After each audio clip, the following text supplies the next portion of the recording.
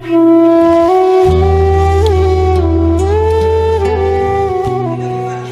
pernah sholat tapi dia senang ngaji.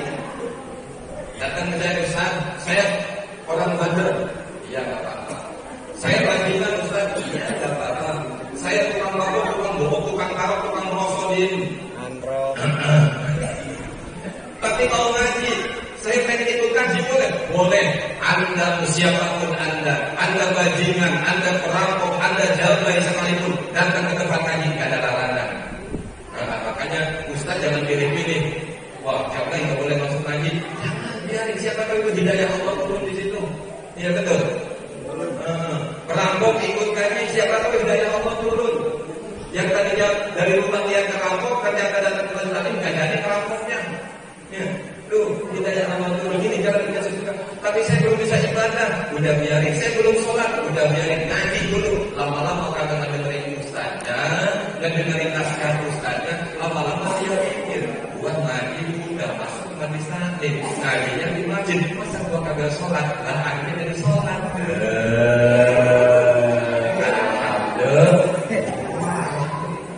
Dalam kitab Durratun Nasihin dijelaskan di situ ada satu riwayat. Wahukiyah diceritakan bahwa ada orang ini bajingan luar biasa, Pak. Mungkin oleh para guru-guru sudah diceritakan riwayatnya ini.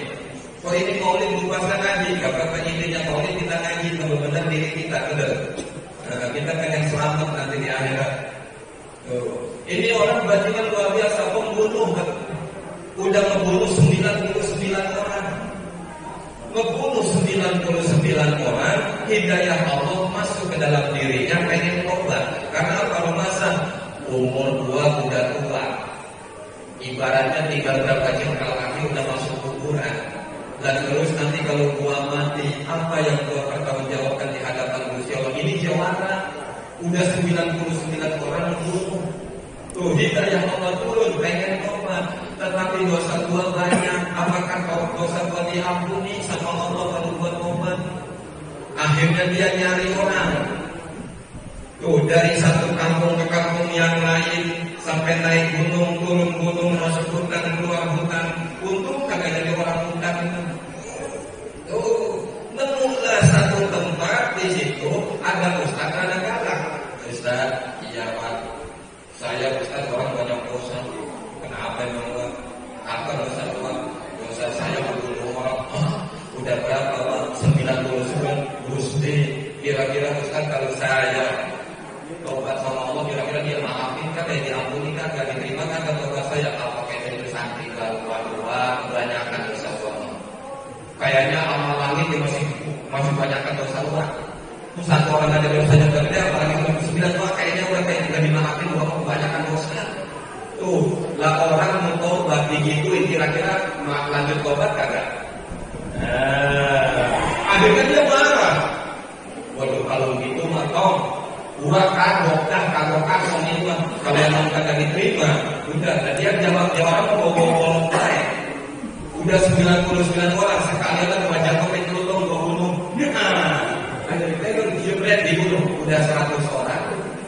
Gua bunuh udah 100 orang. Dosanya ada ini, nggak pakai gambar udah ada ini. Tuh, tapi hidayah Allah yang turun dalam hatinya tetap dia pengen tobat. Dia jalan lagi terus dari Tapak Serangumon terus keterusan belok ke sini ke kampung sampai ketemu Ustaz Darja. Ketemu Ustaz Darja. Ketemu Ustaz Darja. Ngobrol dia, Ustaz. Saya orang banyak dosa, pembunuh saya udah. Saya ingin tobat udah.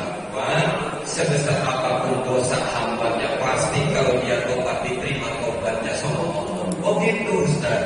Iya, emang lo udah membunuh berapa orang? 100 orang Ustaz. Gimana Ustaz? Wah, jangankan 100. Wah, amal langit masih banyakkan dosa gua. Butiran pasir di pantai masih banyakkan dosa gua. Buih di lautan masih banyakkan dosa gua. Gua datang kepada Allah, bertobat kepada Allah. At-taib minad dambi kaman la dzamba. Orang yang bertobat dari dosa seperti orang yang tak punya dosa. Yakin Allah ampuni. Allah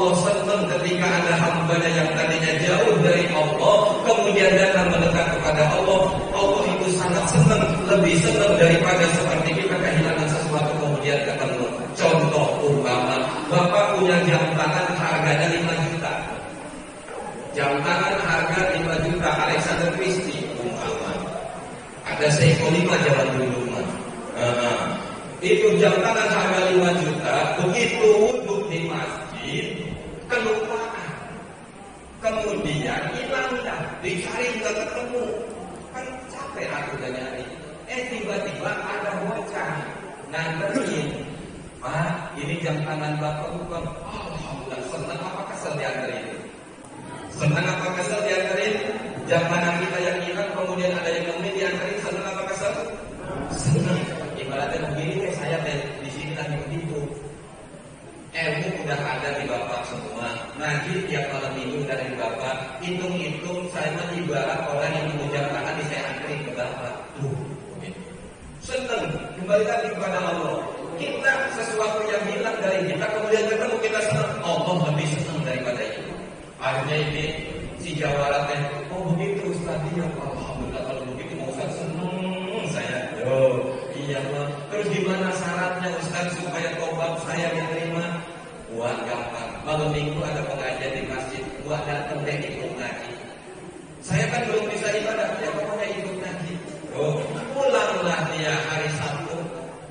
Begitu pulang ingat malam komisi sama ngaji di masjid di sini. Dari maghrib dia belajar pakai kain sarung. Pak, orang nggak pernah pakai kain sarung, ribet.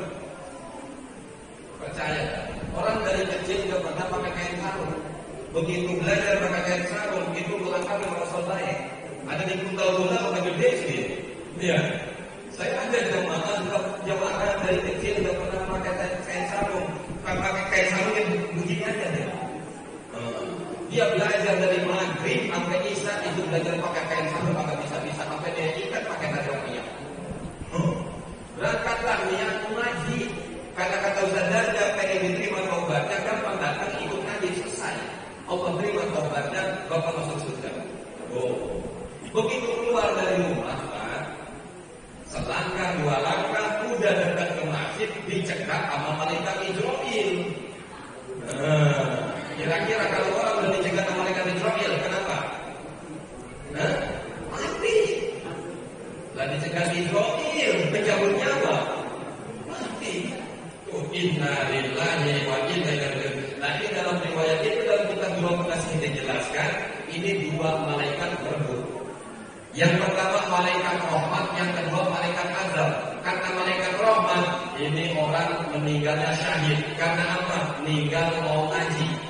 Kata malaikat azab, kagak bisa begitu. Karena dia baru mau ngajinya kayak belum. Baru mau keluar ngajinya kayak belum. Tapi dosanya 100 orang dia udah membunuh, udah jelas. Kata malaikat azab, berarti di bagian dua susah. Kata malaikat rahmat, kagak bisa. Sebab kata Nabi, orang udah niat kebaikan mah udah ditulis baik. Itu rebutan. Kata malaikat siksa, belum ngajinya bilang belum datang. Akhirnya kunjungan sama Gusti Allah. Ada malaikat ribut begini, Allah utus malaikat Jibril. Apa kata malaikat Jibril? Udah ukur aja dari rumah sampai tempat dia meninggal, dan dari tempat dia meninggal ke tempat haji lebih jauh mana dan lebih dekat mana. Ternyata begitu diukur, matinya kebaru di depan situ di jalan. Udah dekat ke masjid, berarti surga jaminannya. Amin ya robbal.